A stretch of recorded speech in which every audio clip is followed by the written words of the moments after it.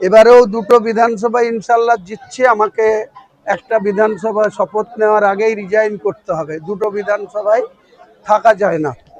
তো আমাকে রেজিনগরের মানুষ বলছে এটা থাকতে হবে। আমাদের নওদার মানুষ যে আবেগ নিয়ে আমাকে ভোটে দাঁড় করিয়েছে, ভোট করেছে, নওদার মানুষের ডিমান্ড না করলেও আমি নওদাটাতেই থাকবো, রেজিনগরটা ছাড়বো। রেজিনগরটা রিজাইন দেওয়ার পর 6 মাসের মধ্যে বাই ইলেকশন হবে ইনশাল্লাহ। আবার রেজিনগর বিপুল ভোটে আমাদের প্রতি আস্থা রেখে রেজিনগরের মানুষকেও যাতে আমাদের দোয়া করে, আমাদের সাপোর্ট করে, সেটা নিশ্চয়ই হবে। আর নওদাটা আমি লোকসভা ভোট পর্যন্ত আছি, লোকসভাতে বহরমপুরে দাঁড়াবো ইনশাল্লাহ, ওখানে জিতবো, এমপি হব। তখন নওদাতেও আমাদের যোগ্য ক্যান্ডিডেটকে নওদাতেও 2029 সালে বিধানসভা আমাদেরই পার্টির আমজনতা উন্নয়ন পার্টির প্রতীকেই জিতিয়ে আনবো, সেটা দায়িত্ব।